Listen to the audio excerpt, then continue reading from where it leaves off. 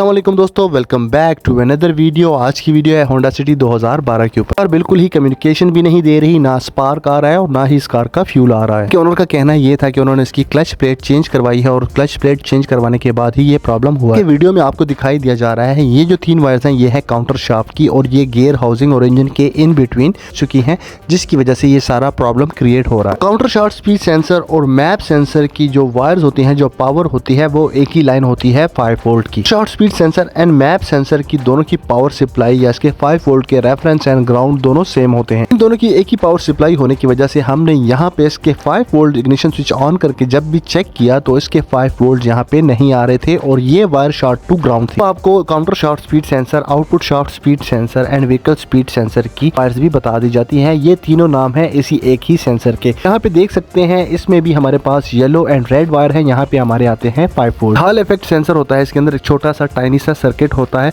और ये circuit on होने के लिए इसको 5 वोल्टेजेस चाहिए होते हैं। हमने गियर के हाउसिंग को ढीला करके उससे जो वायर शॉर्ट हो रही थी उनको बाहर निकाला है और यहाँ पे देख सकते हैं ये वायर यहाँ से शॉर्ट टू ग्राउंड हो रही थी, बीच में से कट चुकी है। इस कंडीशन में अगर हम कार को स्टार्ट करेंगे तो कार स्टार्ट हो जाएगी, हमारा फ्यूल भी आ जाएगा, स्पार्क भी आ जाएगा, लेकिन हमारे पास मैप सेंसर का एरर आएगा और हमारे पास व्हीकल स्पीड सेंसर का एरर आएगा। इसका इलेक्ट्रिकल वायरिंग डायग्राम देख सकते हैं, इसमें हमारे पास 5 वोल्ट एंड ग्राउंड दोनों कॉमन है इन सेंसर्स के ऊपर। जो इनकी सिग्नल की वायर है वो दोनों अलग है। इन दोनों के 5 वोल्ट रेफरेंस को कहा जाता है VCC1। ये VCC1 का जो पिन आउट है यहाँ से 5 वोल्ट रेफरेंस आते हैं इन सर्किट्स को ऑन करने के लिए। 5 वोल्ट शॉर्ट टू ग्राउंड होने की वजह से जो ECU के अंदर सर्किट है वो 5 वोल्ट की सप्लाई को ऑफ कर देता था, जिसकी वजह से ECU के इंटरनल जो कंपोनेंट्स हैं वो भी ऑफ हो जाते थे और उसका जो प्रोसेसर है वो भी ऑफ हो जाता था, जिसकी वजह से वो कम्युनिकेशन नहीं दे रहा था। कंट्रोल मॉड्यूल के C कनेक्टर की 13 नंबर की पिन होती है VCC1। इस VCC1 से ही हमारे पास 5 वोल्ट रेफरेंस आते हैं।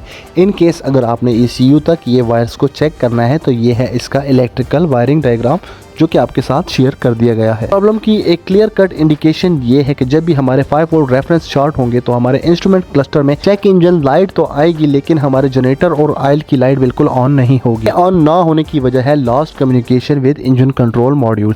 अब हमारे पास एरर कोड आ रहा है क्योंकि हमने इस कार का एयर क्लीनर उतारा हुआ था और उसके बाद हमने इसके बैटरी की नेगेटिव टर्मिनल को नहीं उतारा। तो सबसे पहले हम इसके ऊपर जो एरर कोड्स आ रहे हैं mass air flow and temperature sensor के, इनको क्लियर करते हैं और इनको क्लियर करने के बाद हमने कार के व्हील को जैकअप कर लिया है और यहाँ से हमने इसका जो व्हीकल स्पीड सेंसर है उसकी पोजीशन को चेक कर लेना है और ये मेक श्योर कर लेना है कि हमारा vehicle speed sensor properly working कर रहा है। उम्मीद करता हूँ ये वीडियो आपके लिए हेल्पफुल होगी, आपके लिए बेनिफिशियल होगी। ये आपको पसंद आई हो तो चैनल को लाइक शेयर एंड सब्सक्राइब जरूर करें। आपका भाई आपके साथ मिलता है नेक्स्ट वीडियो में किसी और टॉपिक के साथ। तब तक स्टे ट्यून। अल्लाह हाफिज।